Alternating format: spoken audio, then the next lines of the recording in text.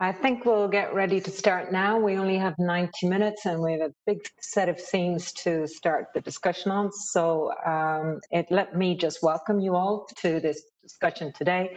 My name is Renata Dewan and I'm the director of UNIDIR. And I'm especially delighted that this is the start of what will be a week-long conversation around life sciences and how life sciences impact discussions in and around international security and disarmament. Now, when we decided at the end of, I think, 2019, I think it was in October, November last year, to keep the focus of our annual innovations dialogue on life sciences this year and to look at advances in that massive area, little did we think how central that topic would become by the end of the first quarter in 2020. And so I guess you could call this a serendipity of sorts, of the wrong sort potentially, but I think it really illustrates the relevance and engagement of our themes today. I don't think you need me to share with you the significance of COVID-19 as a global public health crisis, the unprecedented proportions for modern times in terms of scale, in terms of impact on health, on citizens around the world, but increasingly we see on economics, on governance, and the very structures of our communities nationally and internationally. So I think we're also seeing, as a public health crisis, how COVID is challenging our definitions, our approaches, our frameworks, and the tools, indeed, of security that we consider and have used and have guided us for so many years. It's also illustrating the serious implications that health crisis can have for security, whether through economic impact, creating greater instability, creating unrest within and between states, whether in terms of revealing challenges and fragility for governance institutions, be they national, regional, or multilateral, and indeed tensions between and among states in terms of defining, navigating, and collectively engaging in response. COVID is also raising dystopian vision of risks of what naturally occurring disease can have if used for malicious intent, and the possible devastating effects of a potential intentional outbreak, which is not the case with COVID, but which raises real challenges for our thinking. So what I think pandemics are illustrating for us today is that we need a security approach that is not focused solely on military solutions or even conventional security thinking, and how to craft and think about security approaches or responses to security threats that incorporate military, non-military, dual-use technologies and dual-use thinking and capacities. At the same time, there's some positive aspects, and it's important that we also concentrate and identify those in a discussion like this one.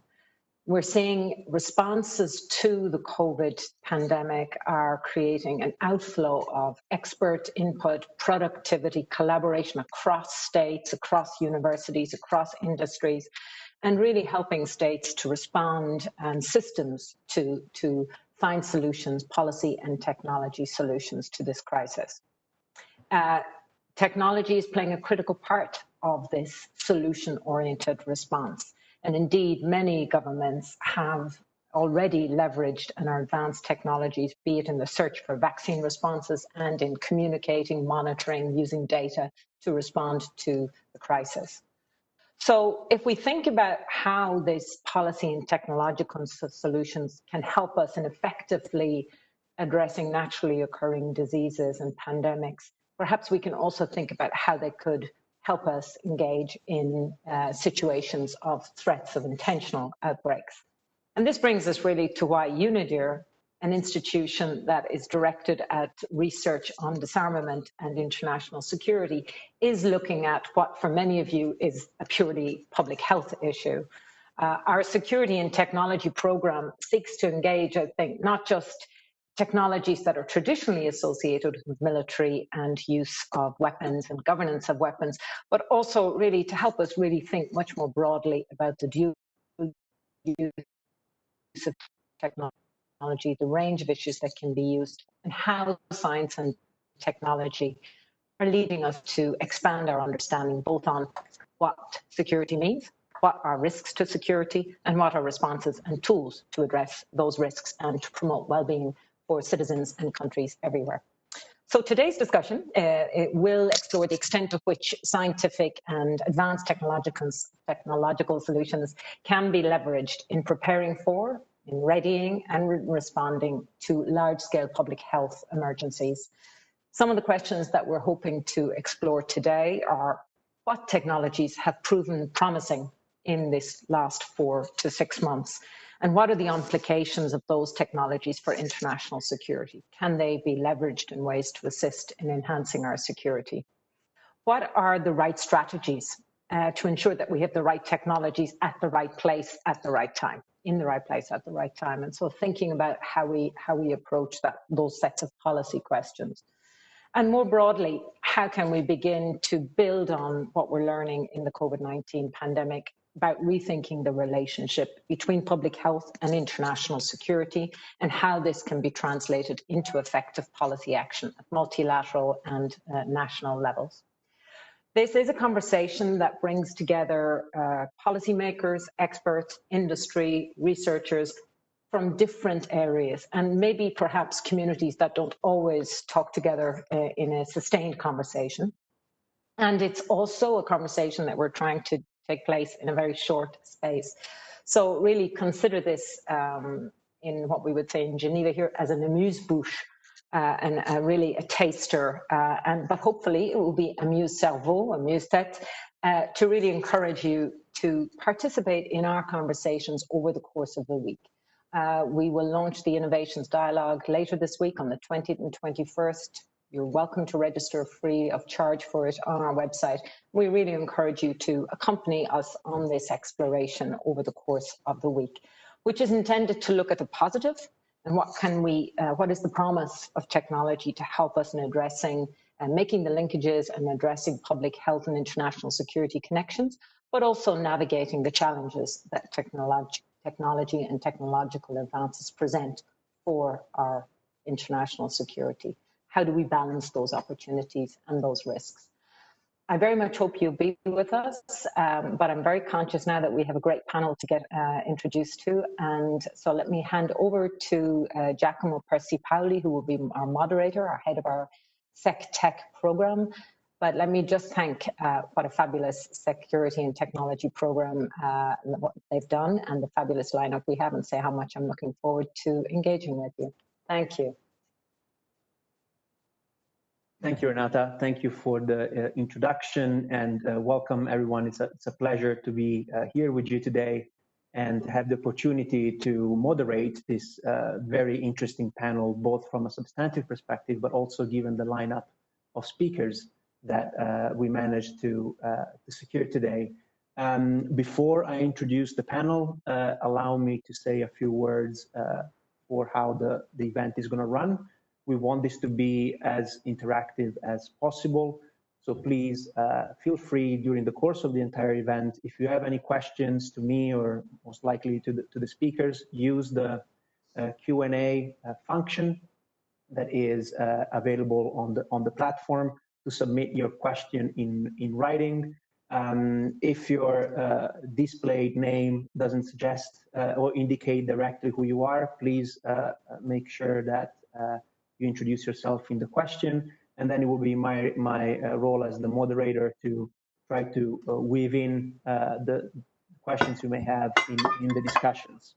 There will be roughly 1 hour of moderated discussion between me and the speakers. We're going to go through 3 different rounds of questions, and then of course, I'll be happy to give you the chance as audience to answer or to get your questions answered as well. Renata, in her introductory remarks, touched on what is really the core of this event, which is to explore scientific and technological responses to pandemics. But we're really looking at it from 3 different angles. One angle is what are the touch points or the dependencies between international security and public health. How do they relate to each other? But we're also interested in understanding what is the role the private sector has to play, what is the role that national governments have to play, and what is the role that international organizations have to play. And following this structure, we have assembled a lineup of speakers that can help us unpack exactly these four perspectives. The thematic focus of the event is really going to explore a subset of what the whole the art of the possible would have been when it comes to science, technology, and pandemics. We will be focusing, also in the interest of time, on issues pertaining to preparedness and readiness, and how can technology help us be better prepared and, in a better place to readier or more ready to respond to pandemics, and then on the response side. So we're going to be constantly going back and forth between preparedness, readiness, and response. We're not going to be looking into other issues like detection or management or recovery after the crisis. We've tried to bound this to a very specific set of themes. Without further ado, I would like to introduce our panel.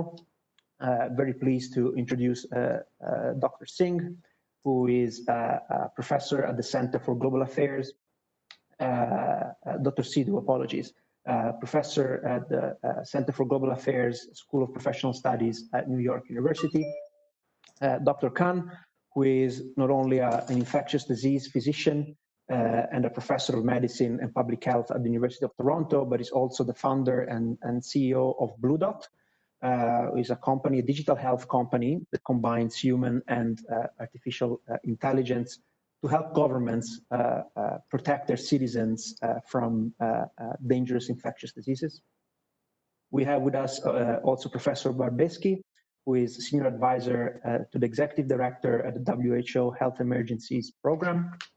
And last but not least, Dr. Lee, who is the Director the Division of Risk Assessment and International Cooperation at the Korea Centers for Disease Control and Prevention.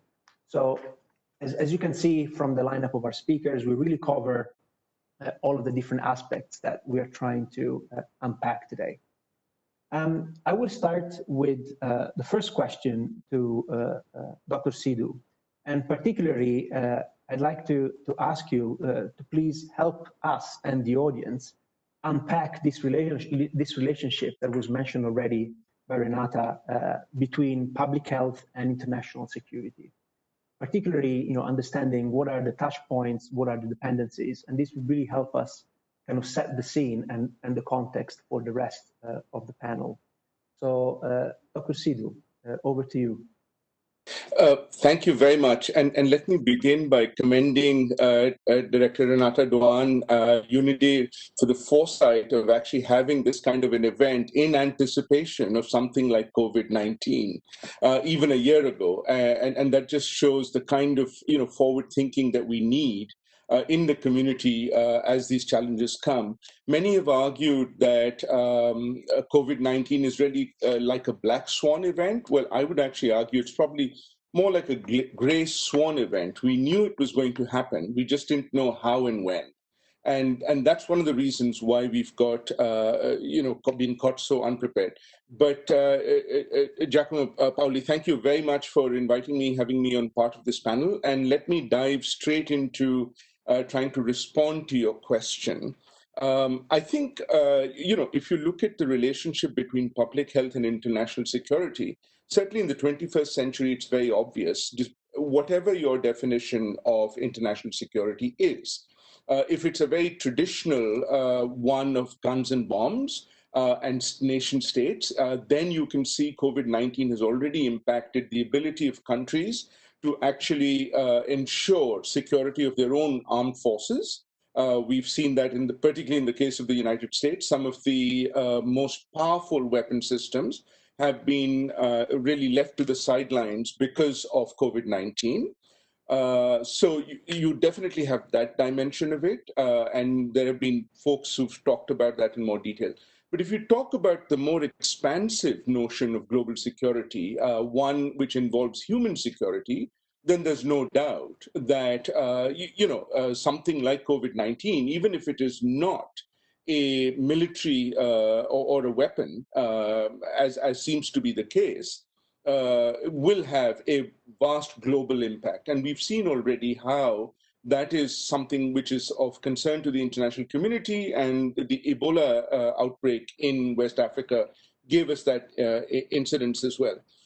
But there's a more fundamental link, which I want to turn to in just a way, so that to make it clear that there is really no distinction when we're talking about pathogens and germs between natural outbreaks and deliberate use. It's the intent which makes the difference. And let me expand on that a little bit further. So I'm going to share with you a slide, and if I might request the first part be clicked.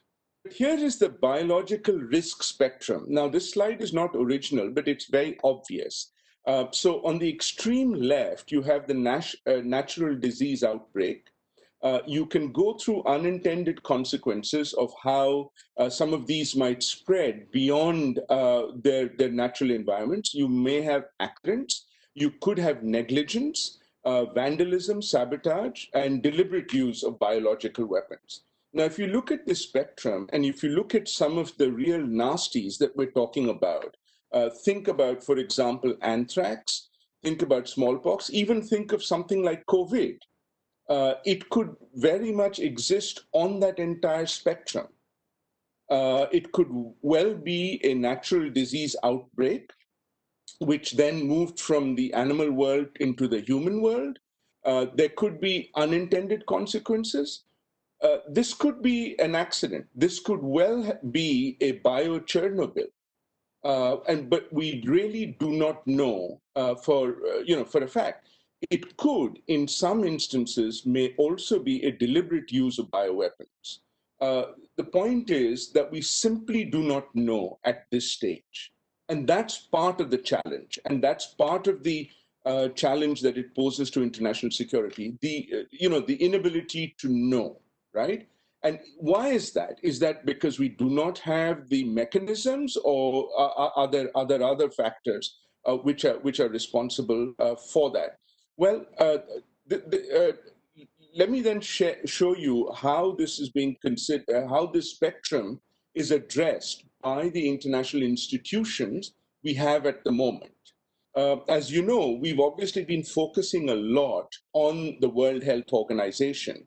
And if you click, please, you will see that the World Health Organization really has the mandate to cover part of this spectrum, right? Right from natural diseases, outbreaks, unintended consequences, to a degree, accidents and negligence as well. But really, and I know others, colleagues will correct me if I'm wrong, that is really where the mandate of the WHO stops. So what do we do about vandalism, sabotage, deliberate use of bioweapons? Well, this is where, if you click it again, is where the role of the Biological Weapon Convention comes. And more importantly, you will see that there is really an overlap of accidents and negligence, which really should be the mandate of both of these institutions or organizations in many ways. And that's where we probably see the weakest link, right? Which is why we simply cannot say what is this occurrence that has happened? Is it in fact entirely natural outbreak, or is it an accident or negligence, or is it indeed a deliberate use of bioweapons? I might personally discount the use of bioweapons option, because if it's a bioweapon, it's a terribly organized one, because it seems to have had impact all over. That's not the way you want to design a weapon.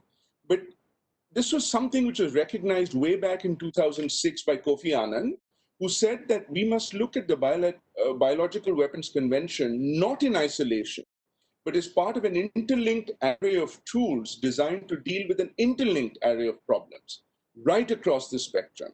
And more recently, Richard Guthrie of the Bioweapons Prevention Project has also said really the best counter to deliberately cause diseases or even accidental diseases is to have an effective understanding of first detection and then responses to the natural occurring diseases. So that's what I want to sort of lay out there, and I hope that kind of partly answers your question there, Giacomo.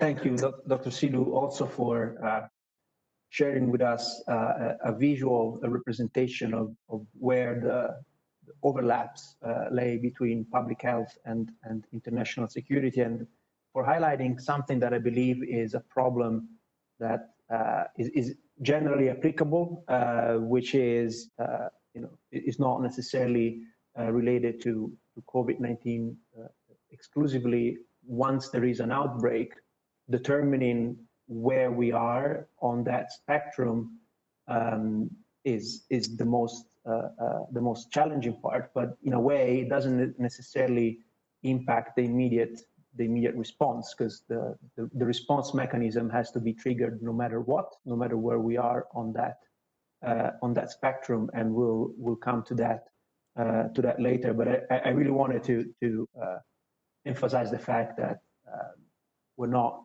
in this context trying to locate where COVID-19 sits on that spectrum. That's beyond the purpose of this meeting. But as a general principle, the idea that any outbreak could be in one of those boxes, and it's very difficult at the onset to determine where it sits. It's definitely something to keep in mind.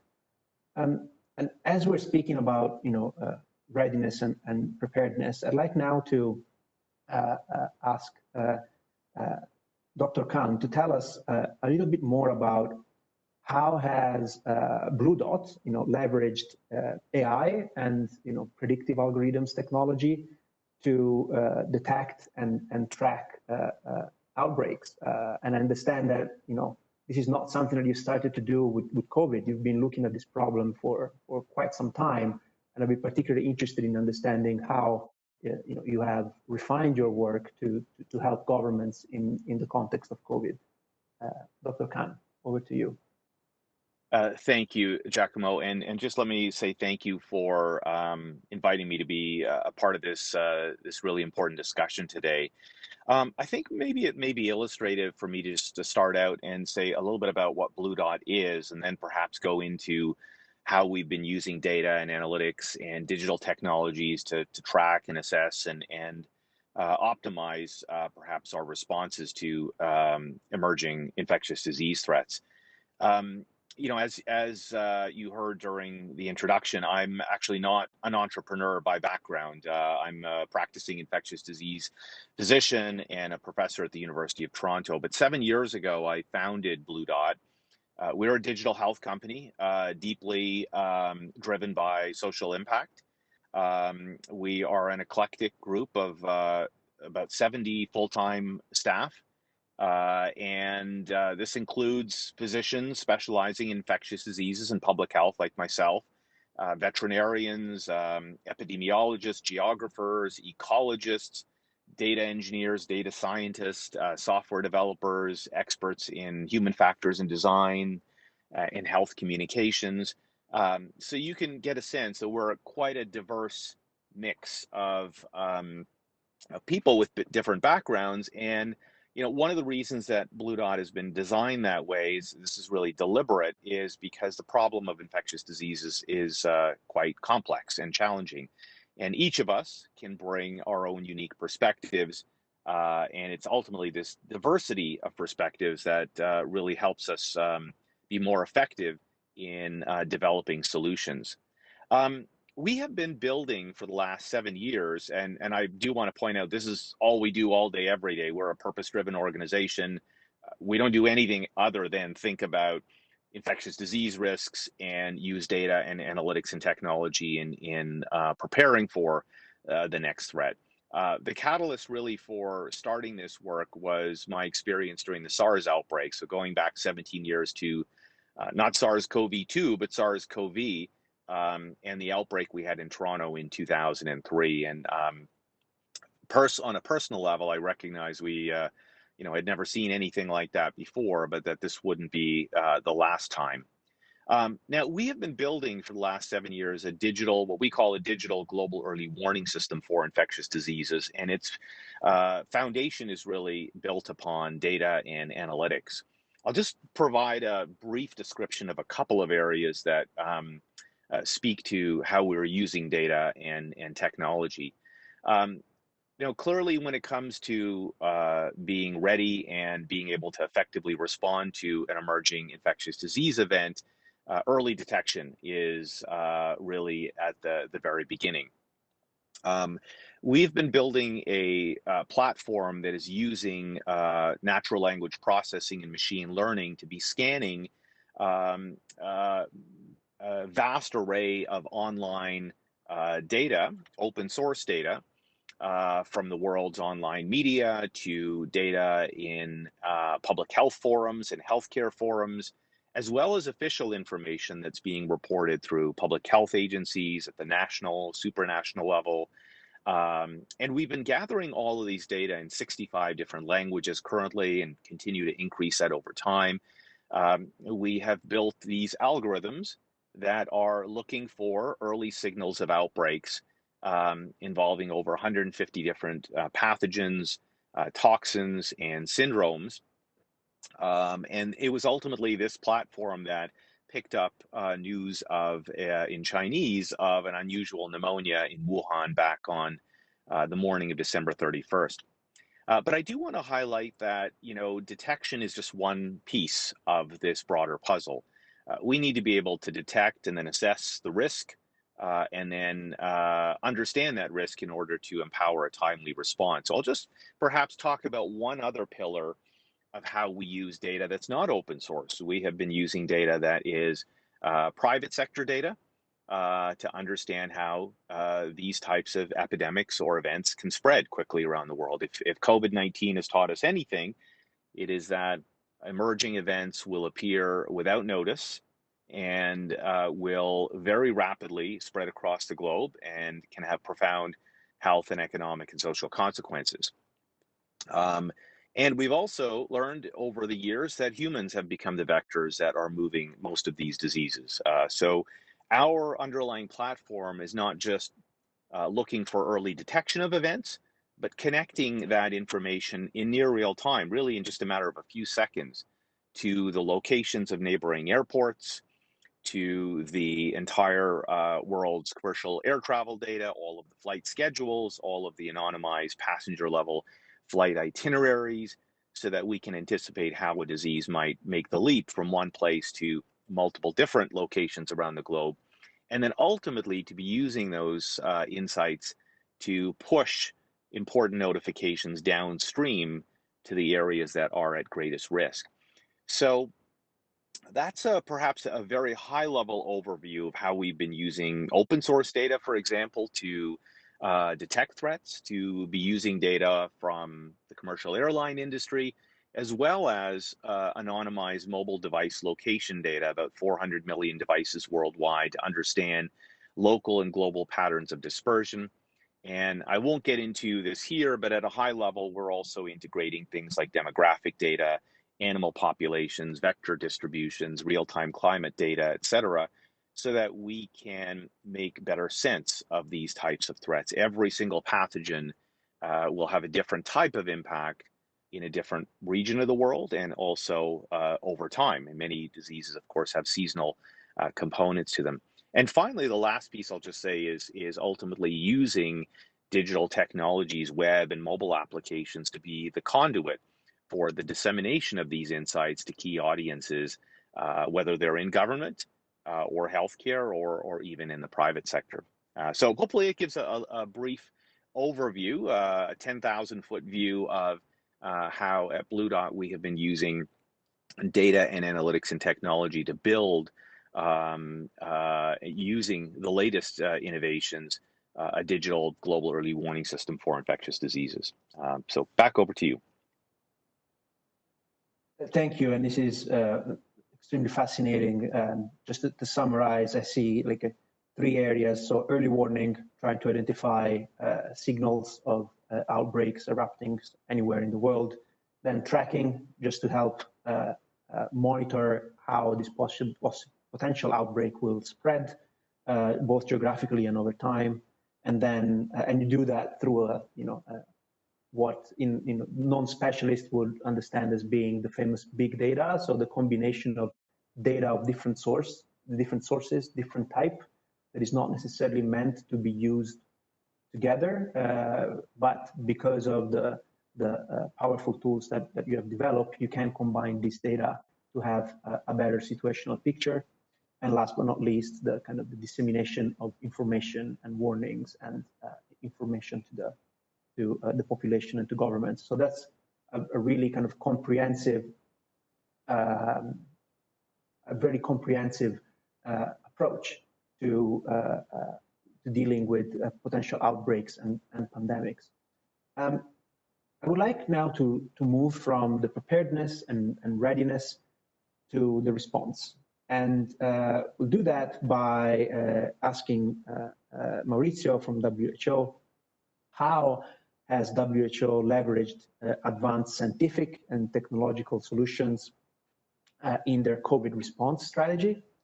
And what, in your opinion, what kind of advanced technological solutions have been viable and effective? You've probably seen a whole range of approaches to responses to COVID. And I'm just curious to understand from WHO's perspective, what have you learned in terms of the contribution that technology can bring to the response to a pandemic such as COVID? Thank you, Renata. Thank you, Giacomo, and thank you all.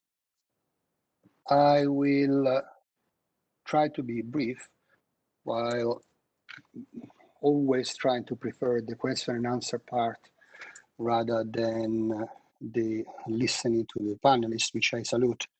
Most of those are old friends. The question is topical, irrespective of things showing to us the source of the event may or may not be. The consequence management is going to be the first point of reflection. It's going to be bodies in the street, management of large number of casualties, the hospitals we saw is overflow.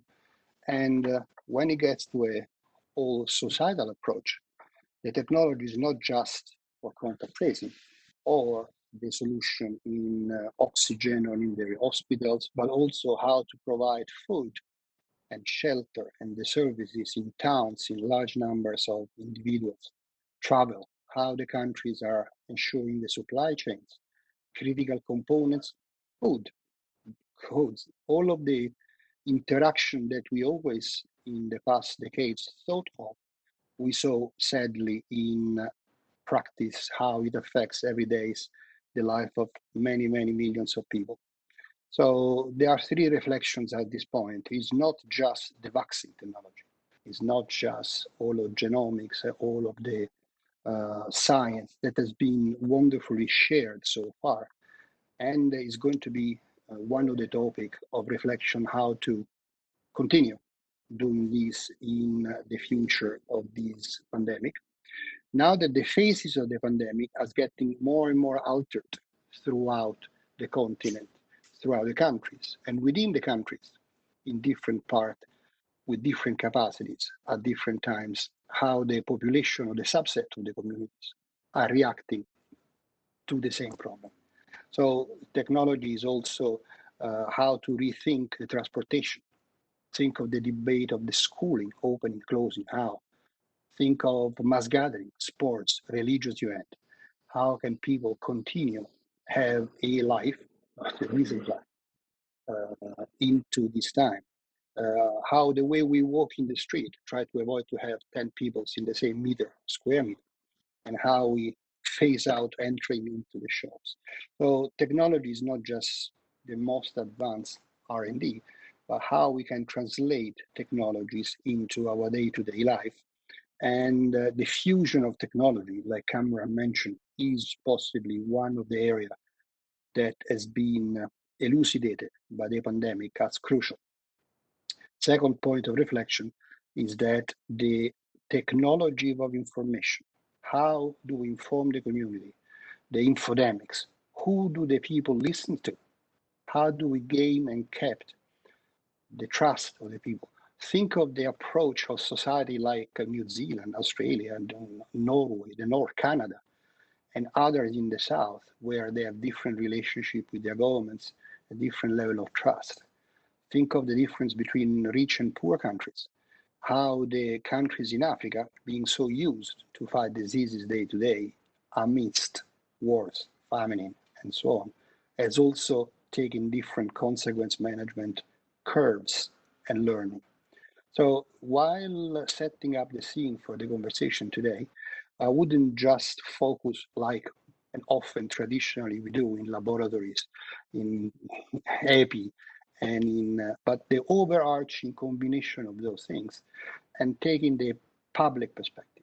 What does the management of the pandemic is doing for the single community, the single individual, and how that could be translated into a fighting, which is not anymore government to government, but people versus solidarity versus other people, including science as one of the tools. Thank you. Back to you, Giacomo.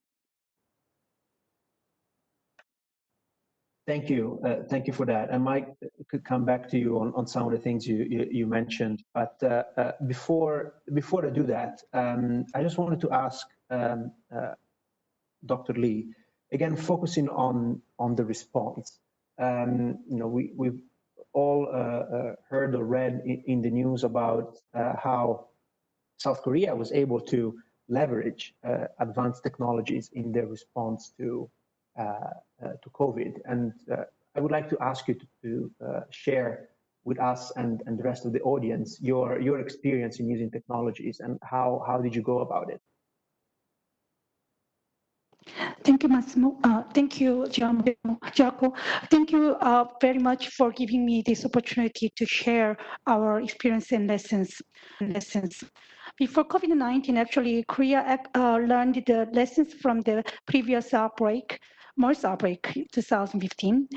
Actually, we learned that containing the cases and clusters as soon as possible really can prevent any further spread or outbreak within the society. Based on that, we have set up the epidemiological investigation, including contact tracing. Actually, our contact tracing mainly has 4 steps: investigation, risk assessment, contact classification, and contact management. At the investigation step, we obtain preliminary information through interviewing the patient, primary physician, and family to compensate missing information or confirm the interview outcomes. And then we collect additional information at the stage of risk assessment. Information such as medical records, mobile phone location using GPS, heart transaction log, and video footage are collected in this stage. Actually, sometimes people don't remember where they've been, and then sometimes they don't remember all the contacts they have met, and so on. So in that case, if they don't have met, and so on. So in that case, if they don't have clear memory information using the technology and the other support. Based on this information, we classify the close and casual contacts and provide guidelines from movement restriction to symptom monitoring. Moreover, during the COVID-19 response, actually we have done this manually during the MERS outbreak, but we have upgraded this measure during the COVID-19 response. With other relevant ministries, we have developed the epidemiological survey support system, which is EISS for COVID-19. It is an online system that can rapidly collect and analyze data from related agencies to quickly identify the movement path of confirmed COVID-19 cases with functions such as transmission route analysis and infection risk area analysis. Currently, the system is being upgraded for better security and more precise epidemiological investigations. Actually, the improved version of this system will include also additional functions such as additional data upload, network analysis among infected persons, which is, there are some clusters in very separate areas, but sometimes when we just investigate their locations, we can find out some links or networks between the different clusters, so that actually we have used this one, and then when we identify this kind of network, we actually announced publicly what are the risks for them and so on. So it really helped us to understand the development of, the advancement of these cluster or the sporadic cases during the outbreak. Actually, also, we could have, we are currently making the upgrade of the prediction of areas at risk of infection by using this data analysis as well.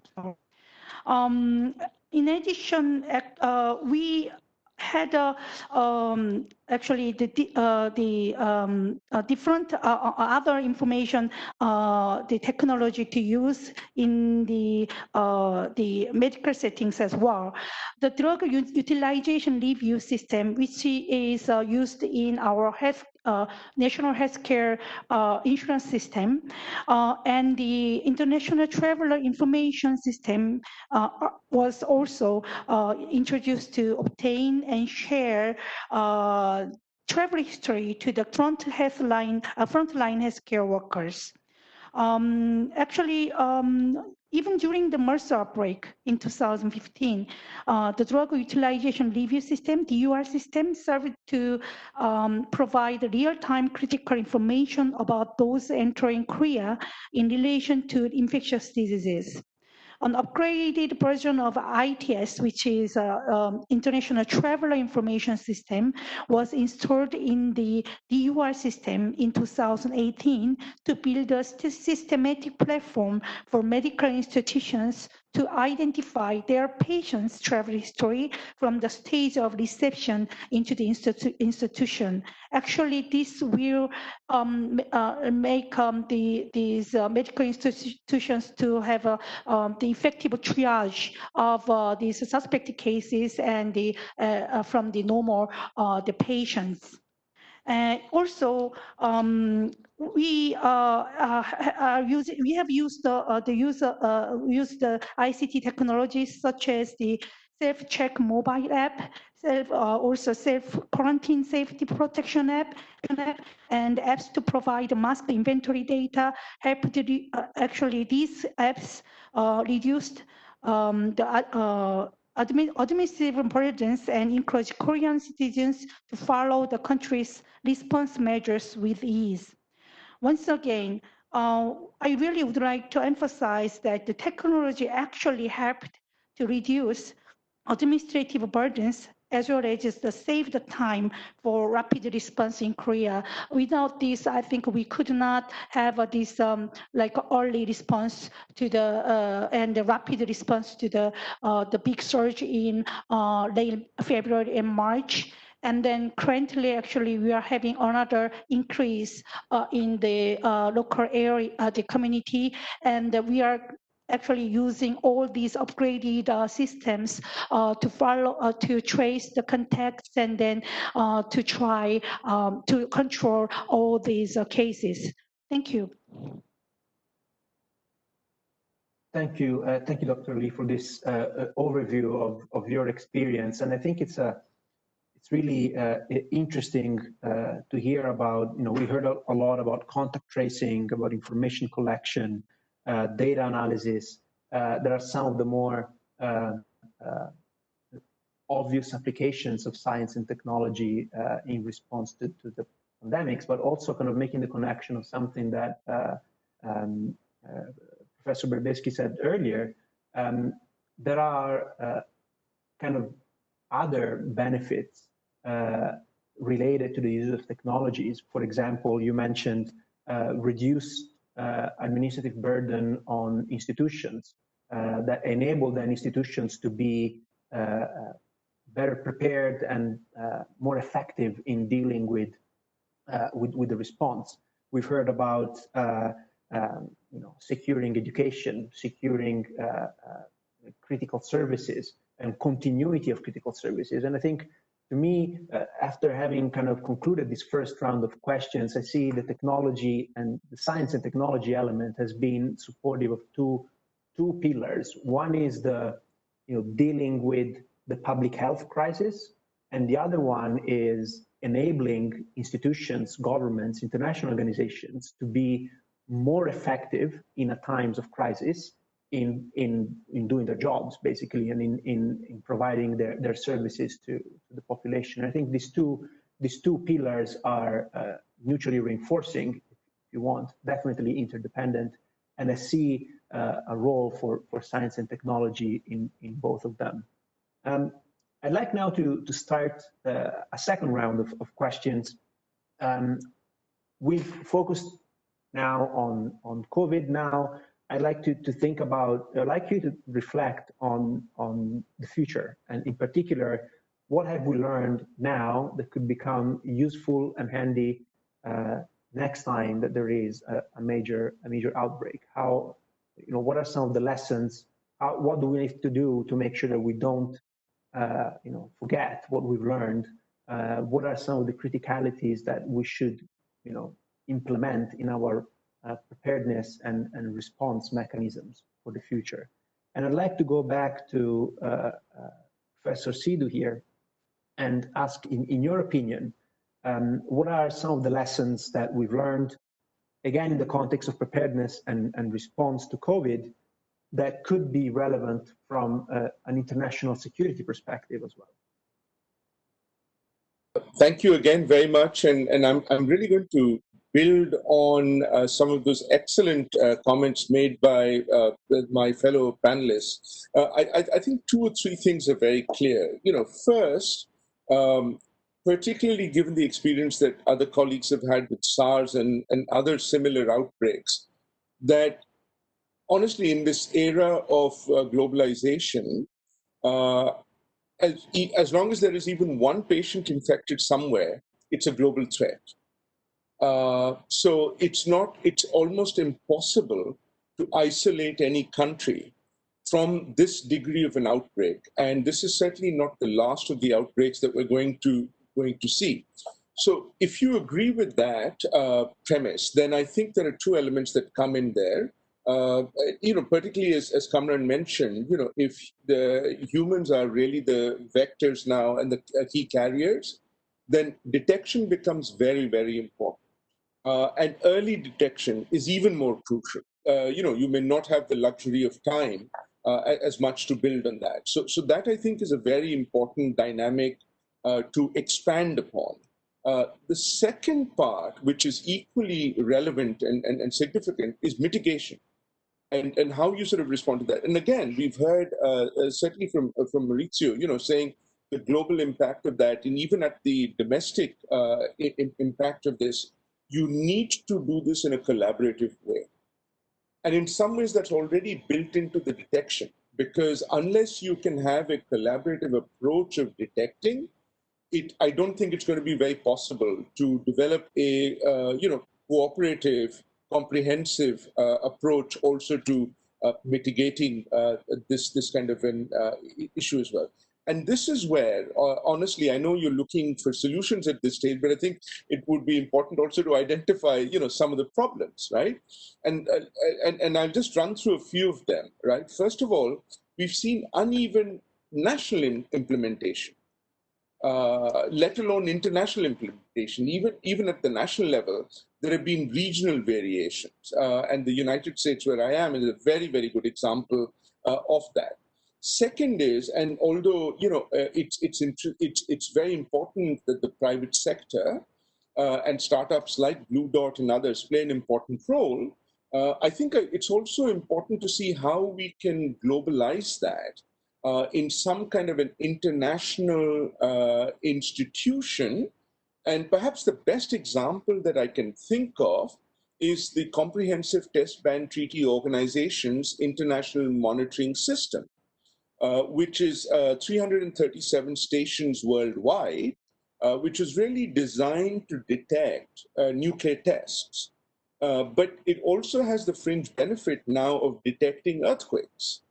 But it is almost an automated system. And so something like that, is it possible for us to build that kind of a global detection system, which may involve the private sector, governments, perhaps civil society, so that it's truly, the challenge really is, can we detect case one? How quickly can we detect case one?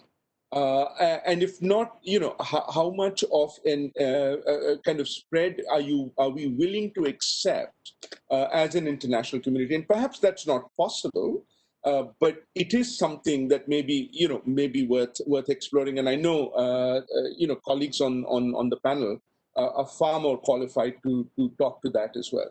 And again, if you look at the bio dimension that we've been talking about, as of now, apart from the WHO's own capabilities, to which I know Maurizio will be much more attuned to talk about, in the other part of the spectrum, there's really only the Secretary General's mechanism.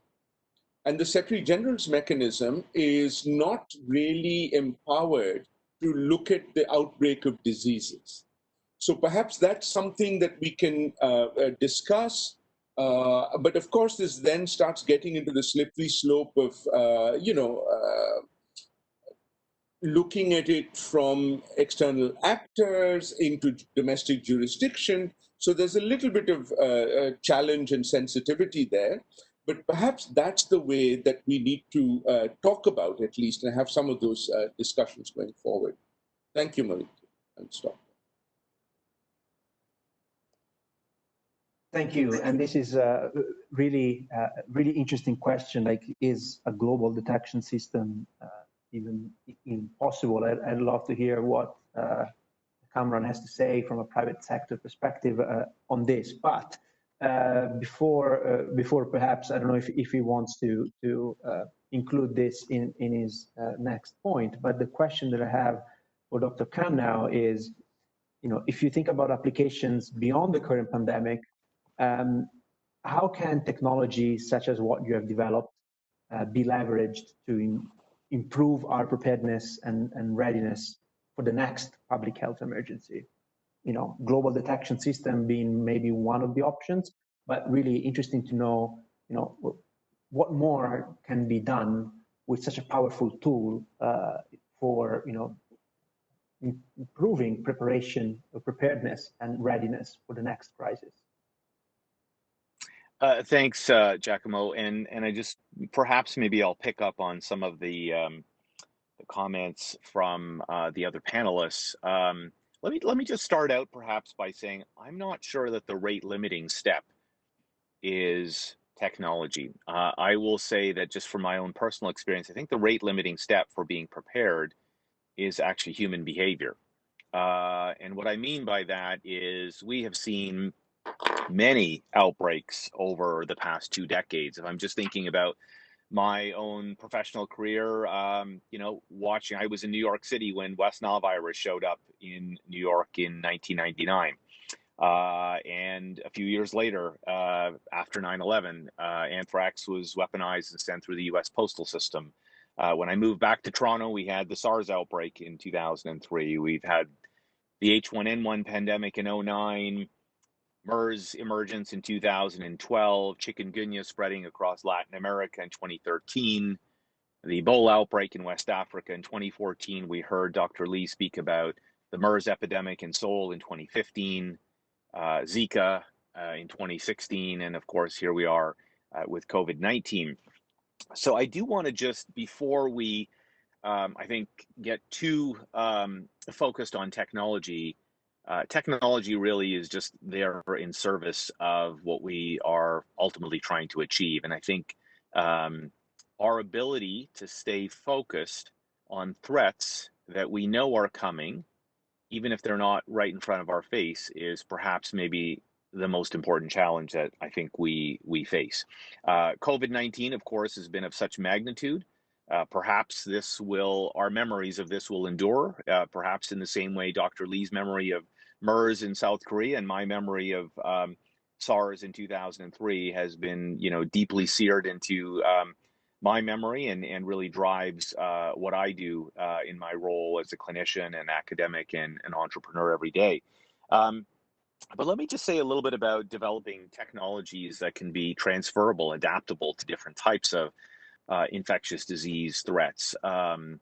And this is ultimately what we've been trying to build at Blue Dot and have been building for 7 years, is a platform that is agnostic to whether we're dealing with a known pathogen or we're dealing with a syndrome, perhaps, that maybe we don't understand what the pathogen actually is, or perhaps that we're looking for toxins and other types of less conventional biological threats, at least from the perspective of a healthcare provider or the public health sector. So certainly, I think we can be utilizing data and digital technologies to ultimately buy ourselves time. I think what we've heard from Professor Sidhu and Dr. Lee as well in their last remarks is that time is everything. When you are dealing with and responding to an outbreak, that is your most valuable resource. It is non-renewable and you do not get it back. So you need to be making use of that time in the most effective way. And this is where technology can help us. It can allow us to, we recognize that diseases spread incredibly quickly and can move across continents in hours. But we can actually disseminate information around the world even faster. And so I think this is where the role of technology can come into play. But I do want to make another important point that, when we think about our work at Blue Dot, we think about how do we quickly transform data into insights. But in order to be able to mobilize an effective and an efficient and coordinated response, those insights have to be translated into actions. And ultimately, that is not a technology problem. That is a problem or a challenge of how people develop relationships and partnerships to work these issues out in advance of a threat, to understand who will be doing what and what circumstances, to learn from one another and understand each other's languages, how we think about problems, and to solution those well in advance. So I just will perhaps maybe wrap up my comments here in identifying just one example of how we need to turn insights into actions. Now, I'm a frontline healthcare worker, an infectious disease physician. I, find myself in the emergency department not infrequently seeing patients who have, been in different parts of the world and presenting with febrile, illnesses. We know, and some of the work we do at Blue Dot is to connect the data and analytics, not just to governments, but to other sectors, like the frontline healthcare community. Sick patients don't go to the public health department, they show up in the emergency department. And the questions for us is whether that the triage nurse or the doc in the emergency department or the ICU physician is going to recognize a disease that maybe they've never seen before or maybe never even heard of before.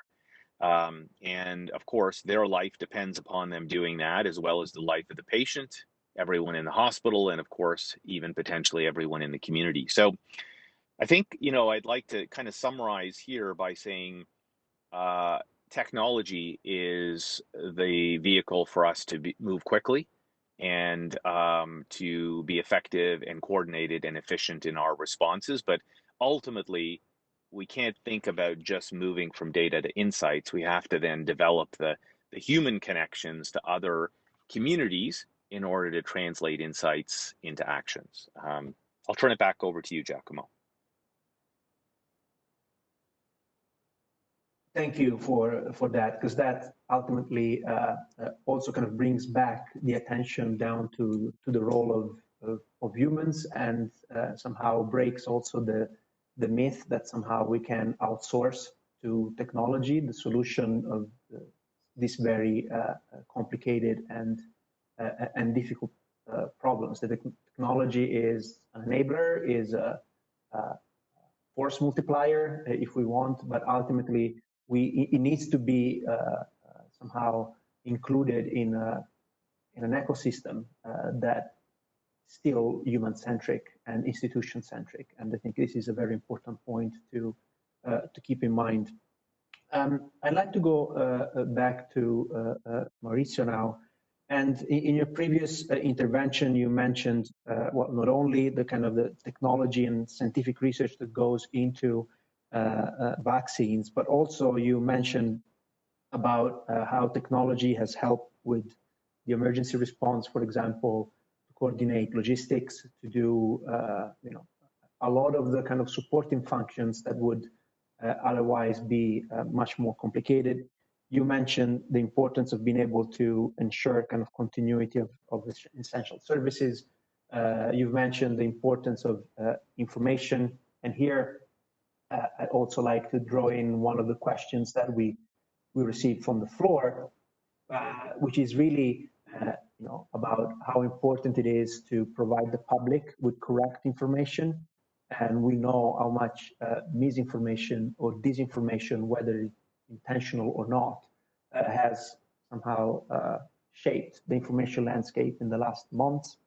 So the question is, you know, what channels could be used to make sure that this information is well delivered. But my question to you is really, of all the use cases that you can think of that you have seen in action, is there something in particular that could offer valuable lessons for technological approaches to public health emergency management, really more broadly for the future? Thank you. Thank you. And it's a complicated question indeed. We observed, first of all, there were three planes that has been intersecting in the decision-making supported by technology so far. One is the distribution of knowledge at the international level. So in 2 weeks, in 20 days, we moved from identifying the virus to have the first assays available internationally in January. Never heard before in history of mankind. So there is all of these dimensions in which the knowledge, including technology, may flow in and across among countries. The second is what to do about that by the decision makers. And that's where there has been silently hidden by many of the colleagues here in the panel. At the end of the day, the decision makers are called to make decisions affecting the population on scarce data, often incomplete, to populations which have not yet been affected, and how to reimpose explaining decisions based on the data of that day. So you say correctly, the communication of what we know and what we don't know yet is becoming a crucial weapon in this battle. Other than sleeping 3 hours a night in the past 7 months here in Geneva and all of the colleagues around the world, we are trying to have the best evidence possible in guidance, in tools. And the whole dialogue on risk management became central. Again, is a language that we never had consistently around the world, and now we do have. At any level, risk assessments are made, decisions are made, and those decisions are changing weekly or monthly according to that community and that country, with the capacity they have and the baseline of diseases they also have. So we cannot just focus on COVID, forgetting the rest of people sick. So it's how to fight the paramount battle, continuing having the health system work. So this is the first point of reflection that I wanted to offer. The second is definitely in looking forward, these integration among the components of the response is not just the public health, not the single hospital or front care workers, but the people driving sick people to the hospitals, or when they are in the community, in the families, how to protect the elderly. We see now with the reopening how the youth is becoming one of the vectors in the behavior, as already was mentioned, while the sick or the consequences are taken by other parts of our societies. the issues of care for elderly in housing, the mass gathering, the religious gathering. How do we do those things intelligently and try to do it outdoors or change the feature of what we do according to the knowledge of that very moment, where they are, and how can we do it better in the next month or the next week. At the beginning was just one big flow of cases growing around the world, and now we are already dealing contemporarily with 3 levels of problems. The countries in which it's still growing, countries in which flares are fought, sometimes contained, so the chain is actually identified and stopped, and other they keep having flares yet to be connected or not and fought. And that's maybe the feature in the next month.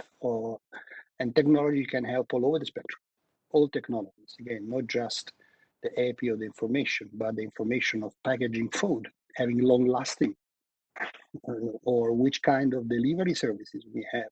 We saw the food at home technologies blossoming in countries where in intense lockdown. So all of these lessons learned should coalesce into a package of solutions which are the core of the risk management approach, which informs preparedness, informs decision making if you're still there, and so on and so forth. Back to you, Giacomo. Thank you for that. And it's true that we've witnessed how, in a way, COVID has acted as a catalyst for many innovations across a wide range of sectors. That it was, for some of them, it was almost like a survival question and how to maintain and their business. And we've seen, technology definitely has helped in that as well. And we go back to technology as an enabler of continuity, whether it's of public services or business operation. But definitely, it's an important element of it. I'd like to go. Sorry, Giacomo. Yeah. The very fact that we are talking on Zoom, Yes. this in itself became a commonality, and the muting or unmuting is becoming a joke and a part of our daily life, whether we like it or not. So any of us has a plethora of examples on how our life changed. Over. Absolutely. So I'd like to go back to Dr. Lee and just ask, how can you leverage the lessons learned from your experience dealing with COVID to enhance national preparedness for future crises? You already mentioned in your first intervention how you had some system in place that were somehow improved on the fly to make sure that they were better fit for purpose. How are you going to build on that going forward? I know you're very focusing on the now, but if you try to think about tomorrow and the future, how do you think you can build on what you've learned to improve your preparedness for the future? I think all the governments, thank you. Actually, it's a really tough question. I think all the governments in the world are just considering this preparedness for the next wave or next surge or crisis. From the public health perspective, actually, the sustainability of the system is really, really important.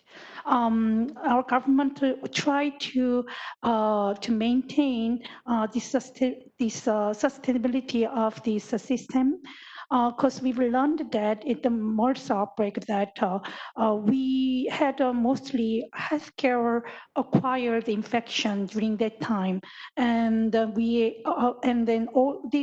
we had these tertiary hospitals were affected, we had very big problems in maintaining our the normal patients and very severe patients, including very severe patients.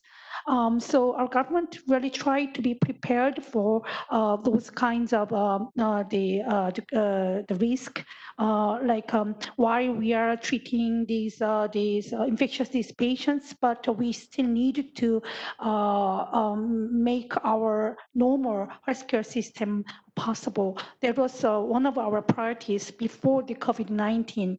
But actually, that's why we've established or built, prepared these isolation rooms nationwide to accommodate all these infectious disease patients. But the capacity was not that enough because we haven't expected this big surge in late February and early March. And also, we didn't expect this many people were the possible contacts or possible suspects.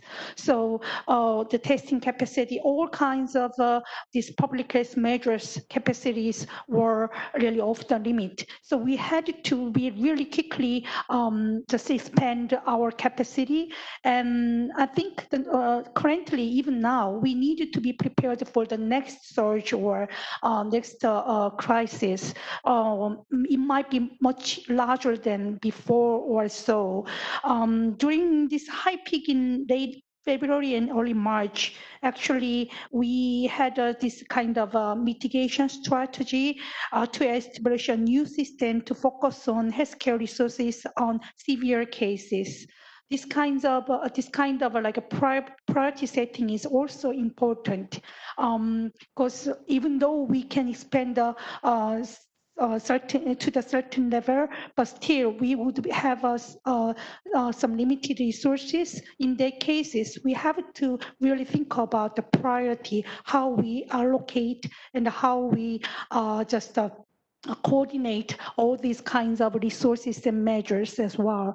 The one another thing is that we haven't actually experienced this kind of a pandemic before, and the most important thing is that not only these the most important thing is that not only these pharmaceutical or public health measures, but also we have done some kind of non-pharmaceutical measures as well, such as social distancing and lockdown. But we didn't have any experience for that, so we were not prepared for how, when, and to just we didn't know how to decide when or how to enforce this kind of measures, in what stage and what level what we should do or so. So this kind of experiences, we are trying to be prepared for making some kind of guidelines for the for social distancing measures for 3 levels. Just by evaluating the current situation, such as the confirmed case numbers, and then the type of these clusters and so on. And these are very important for us to be prepared, not only these pharmaceutical or public health measures, but also non-pharmaceutical measures. One last thing that I'd like to emphasize, that the creativity. Actually, most of the countries were quite prepared for the normal health security before, but currently we are experiencing the newly emerging diseases. We don't know about this disease not perfectly. We do not have vaccines, and we do not have any the right treatments for that. This is very important because we are lack of the information. We needed to be very creative. We have to really think about what kind of measures that we can put into this kind of newly emerging diseases. Korean government pursued a twofold strategy. We actually continue to improve the system based on the lessons learned from past epidemics, as I mentioned, such as the SARS and MERS outbreaks, while also seeking creative problem solving in countering the little known COVID-19 virus. Actually, this was really important. So our government actually just prepared several scenarios from the light to the worst one, and then we tried to be prepared for each scenario. And we always have considered the worst scenario for our preparedness level, but sometimes it just goes off to the what we've just expected. But every time when you have certain this situation, you needed to evaluate very carefully, and then you need to be prepared even during the response. I think that is our lesson. Over. Thank you. Thank you. This is very, very interesting to reflect on, you know, as you mentioned, how do you deal with the unknown and or with an outbreak of which we know very little, and hopefully the lessons that you have identified will help also in the future, because as you said, coming up with creative solution you know, is something that helped in this circumstance, but hopefully some of those creative solutions developed today could become useful for the future. I'd like to start the last round of questions by going back where we started in a way, and again trying to explore or unpack a little bit more this connection between public health and international security. And there was also a question from the floor exactly asking, where do we draw the line between breaking down the silos between the different communities, so the international community, international security community, and the public health community, without incurring the risk of securitizing public health in a way. Are there any potential dangers of seeing this through a security lens? This was a question from the floor. And I'd like to go back to Professor Sidhu for that, and to help us understand, you know, how can the arms control community, the international security community, work with the public health community in that area of kind of overlap, if you want, in the middle of the spectrum, noting that that distinction and that spectrum is a very powerful theoretical model, but then in practice, you will find yourself having to deal with an outbreak before you know where you sit on that spectrum. Right. Thank you again. The way I'd approach that is to basically first sort of say, well, there are three reasons why I think the arms control community should be very concerned about this. The first is that if this indeed was not a deliberate attack, then I think it's very important for the international community to know that, so that you know, you're not falsely beaten up for that. You know, so I think it's one way of partly building confidence, but also kind of ensuring that you're in good standing of your commitments to the Bioweapons Convention. You know, so how do you kind of prove to the world that in fact you're not responsible for this attack? That's number one. Number two is, of course, you know, this is true of the other weapon systems, weapons of mass destruction systems as well, chemical and nuclear. Accidents will happen. I mentioned in the beginning, you know, is this a bio-Chernobyl? We don't know. But if there is, then I think, again, there's a need for the arms control community to be involved there, as Director Renata Duan reminded us, because of the dual-use nature of a lot of these technologies and abilities, you know, and the ability to say that, in fact, this was a legitimate exercise which went out of control, and therefore we need to do something about that.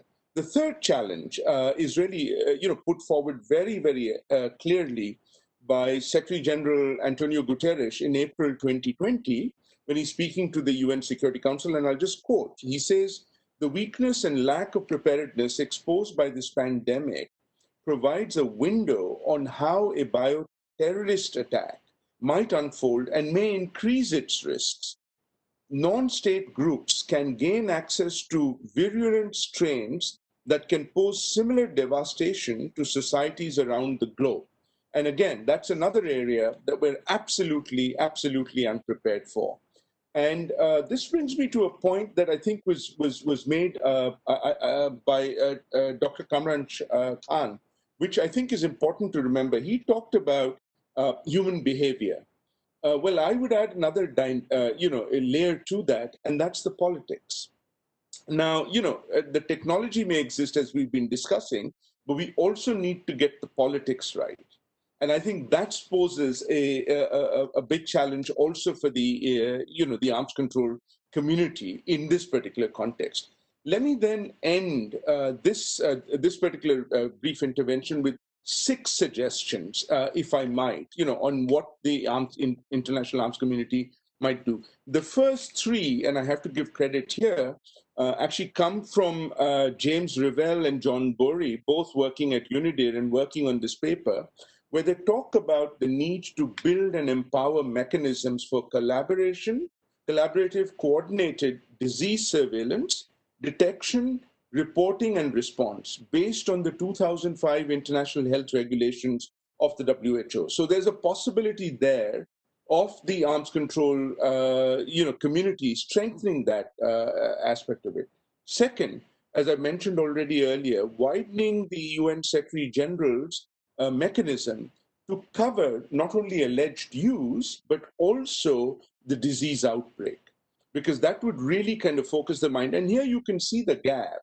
The first time the UN Security Council mentioned COVID-19 was on the 1st of July this year. So you can see it took almost 6 months for the UN Security Council to get its act together on something like that. And the third, of course, is to strengthen the international prohibition against biological weapons. That's a very important component which will come up in the review conference next year as well. But let me add 3 other elements here which are important. And one of them, I would again echo what Director Renata Duan said of the need to build the network approach, to engage academia, to engage civil society in this aspect as well.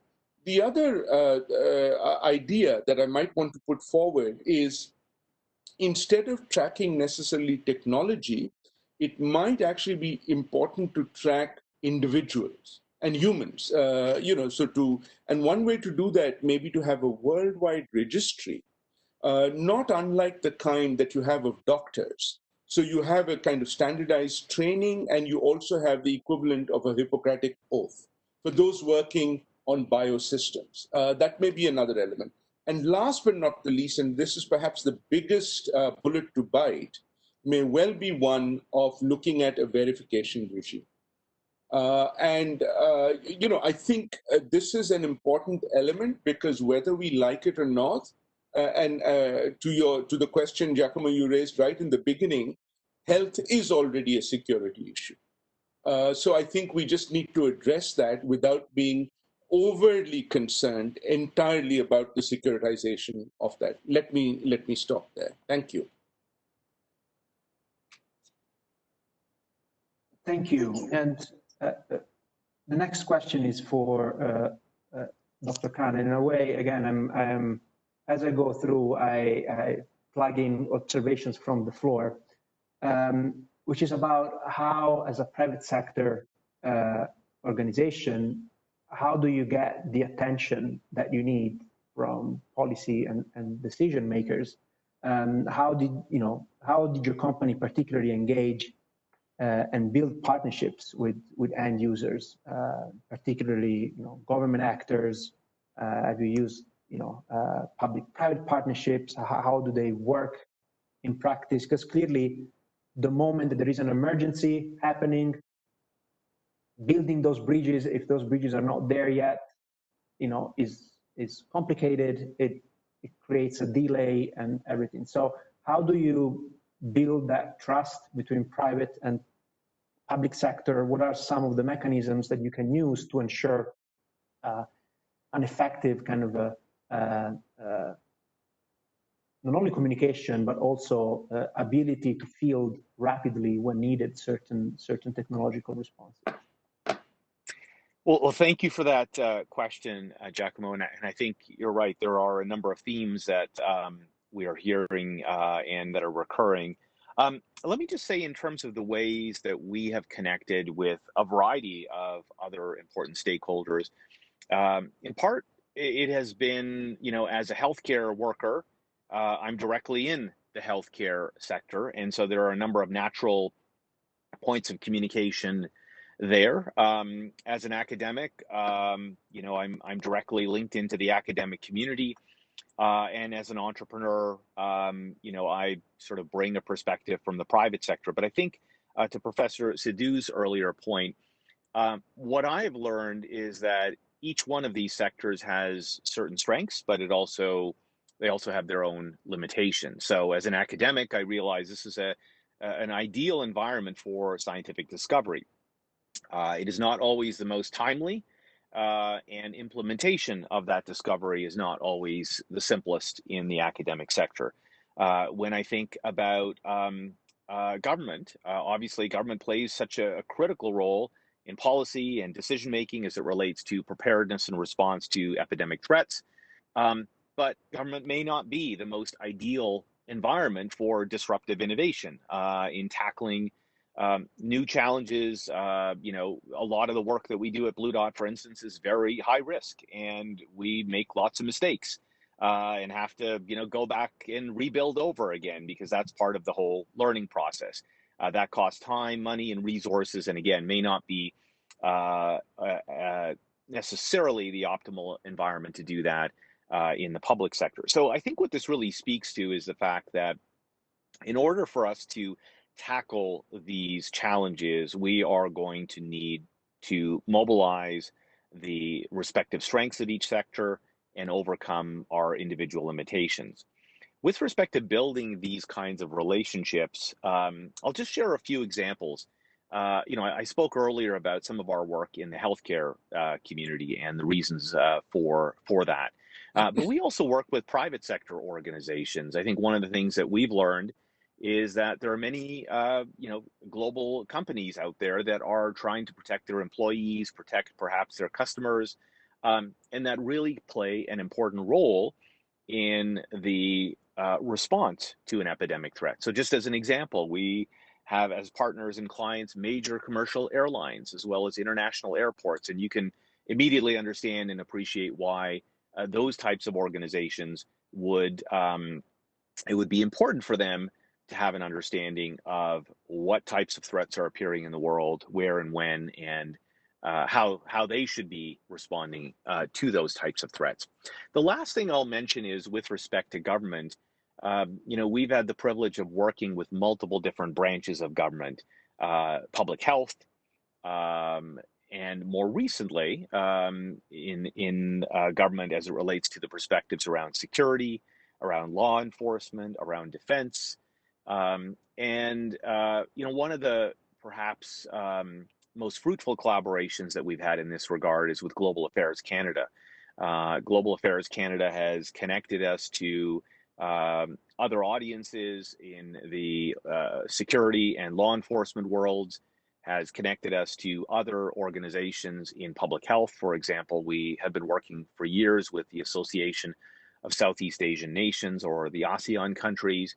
And these are really opportunities for us to learn each other's perspectives, understand the language that we use, how we even talk about these types of threats, and to do this in advance of an emergency so that we're able to utilize that knowledge when the actual crisis hits.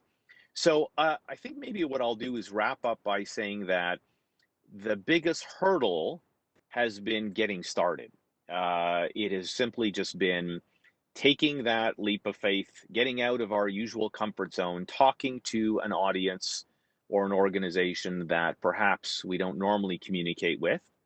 And often there's some reluctance to do that. But I will say that pretty much universally, when those relationships have begun, we have found them to be incredibly productive and incredibly fruitful, where we've had a chance to learn each other's perspectives and ultimately, you know, build those relationships and build systems using technology as well as just human processes that really can build lasting resilience.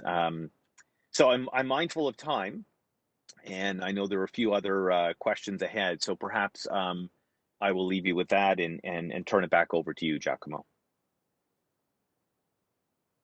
Thank you, and I'm glad you mentioned the concrete example of how the Canadian government helped you connect with a wider network of interested stakeholders that have a role to play in this context, because this is actually, I'm going for once change a little bit the order of questions, and I'd like to ask kind of the flip side of the question to Dr. Lee from South Korea, and understand what has been the government experience, the South Korean government experience in engaging with private sector technology developers or other members of the community that are not other government departments, although that can be like a subject of an entire workshop, how to optimize intergovernmental or intra-governmental relationships. But here we're really interested in understanding your perspective, Dr. Lee, on how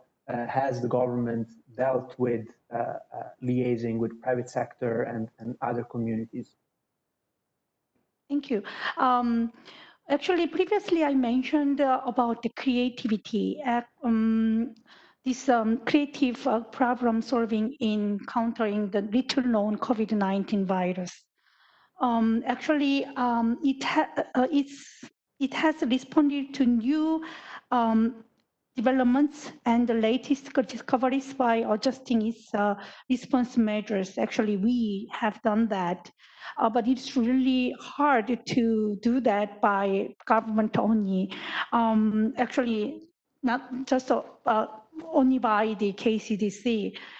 First of all, during the COVID-19 response, actually, all relevant government agencies and local governments have closely worked together within a cooperation system to respond to the virus at the pan-government level in Korea. Actually, we had this variety of channels and meetings, and these facilitated close communication and cooperation between ministries as well as between the central and local governments. The communication between the central and local governments were really important, because the on-site, the active, the response is done by local governments, and then the cooperation between central and local is very much essential for rapid response and early response in COVID-19. We've held meetings on a daily basis from the initial stage of the outbreak, and continue to our efforts to identify the characteristics of new infectious disease and the corresponding measures. Actually, such efforts led to the development of new response measures against COVID-19, and government agencies were able to avoid confusion and to enhance the efficiency of the division of the work. Actually, efforts were also made to actively adopt expert and innovative ideas from the public sector and translate them into policies. The drive-through and walk-through screening stations were the ideas proposed by the medical community and then systemized by the government right away. With this, we could have a rapid testing from the initial stage. The 5-day rotation face mask distribution system was also developed from an idea suggested by healthcare workers and pharmacists as a way to prevent repeat purchases. In addition, private companies and IT developers worked on creating a publicly available mobile app showing the routes taken by confirmed patients and a website showing mask inventories in real time. Considering the nature and characteristics of COVID-19, the Korean government took a resilient and flexible approach rather than just clinging to its existing methods, and actively reflected creative ideas from the private sector in formulating its policies and also making its response possible.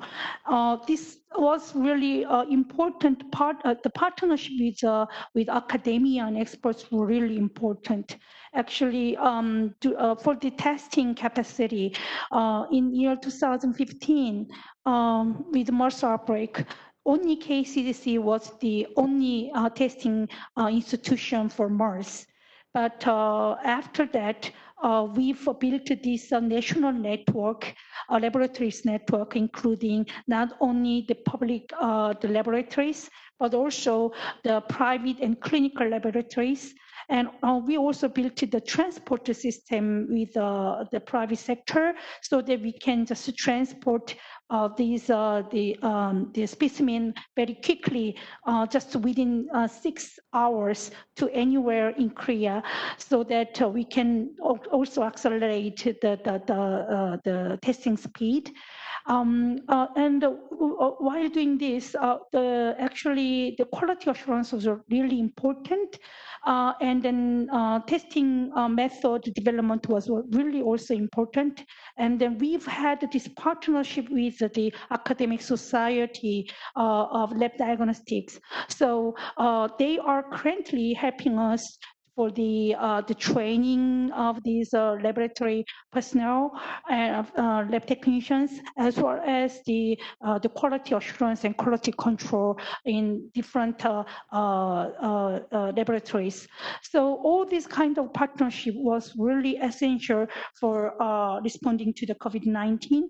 And also, the last but not least,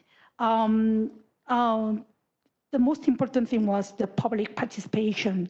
Well-designed government policies alone are not enough if they do, our public do not actually support and bring our citizens' voluntary and active participation. This can be done by building the public trust through risk communication. Our government was really focusing on the risk communication, providing the transparent information and what kind of risk we have, and then also providing the advices to the public.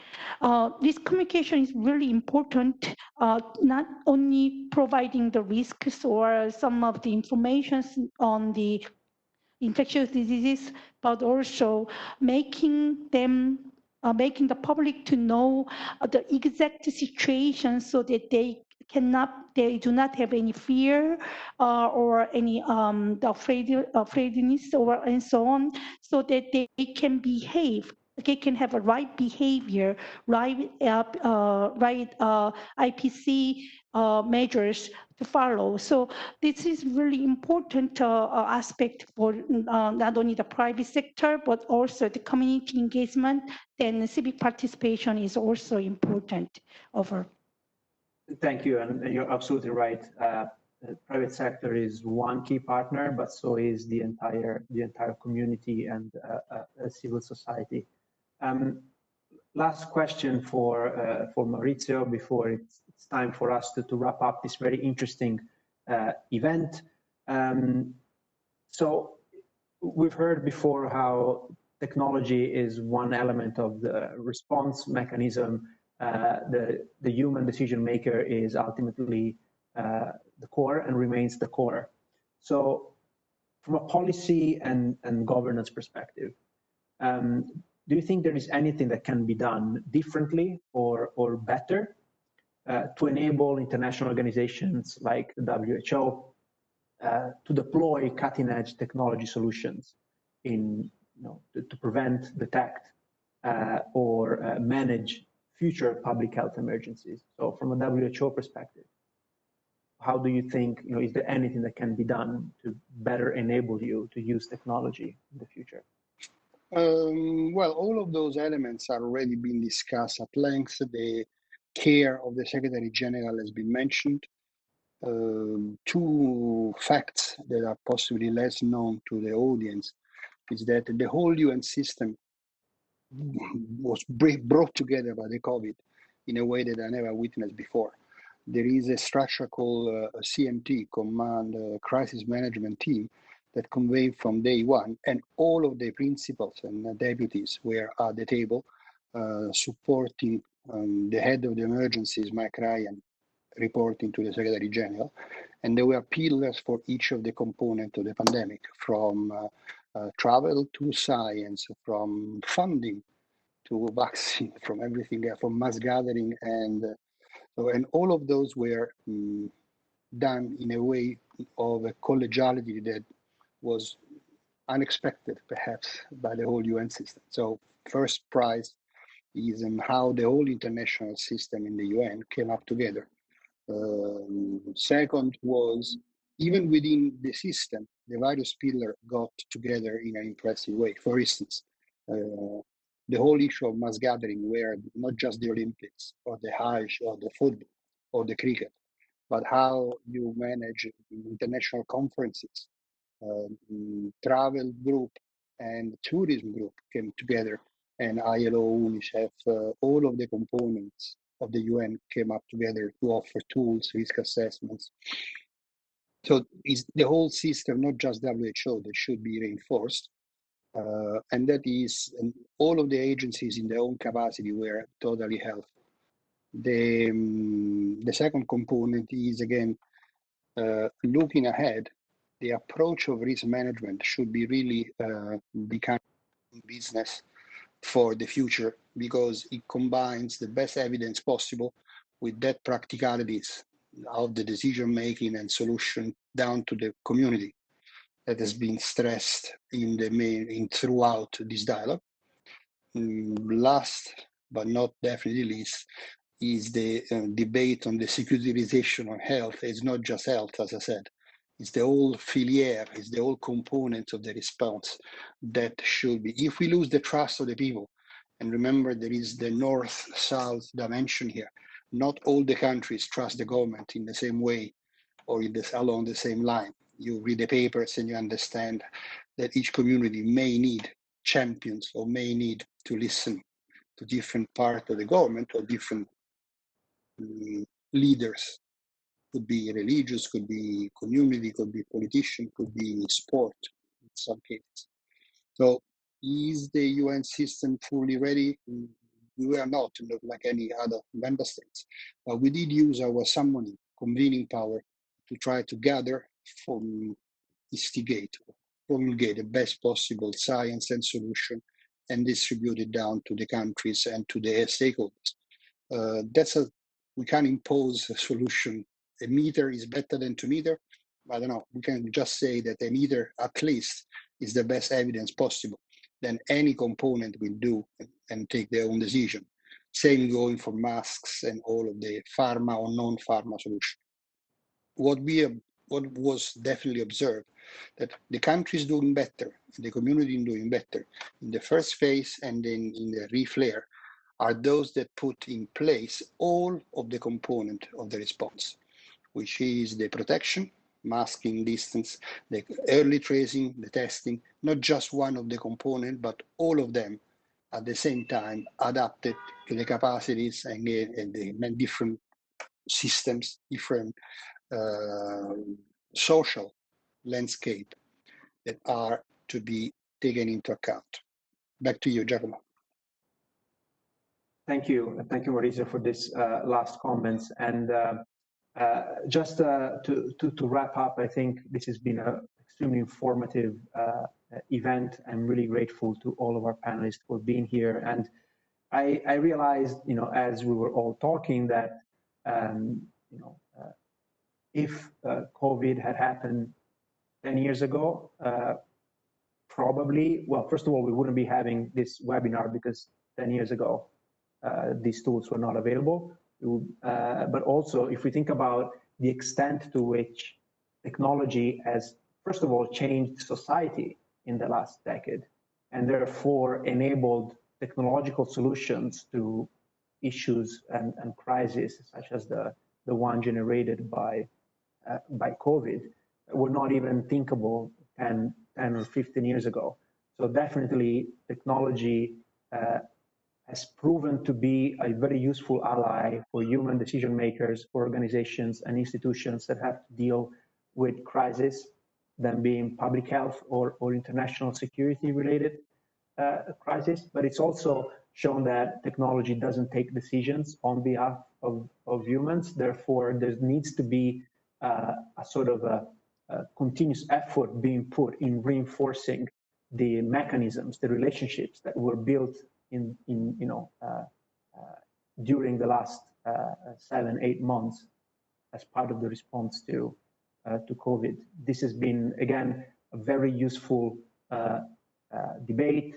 We heard many different perspectives. I apologize for not having been able to go over the entire list of questions that we received, but where possible, I try to weave them in the conversation.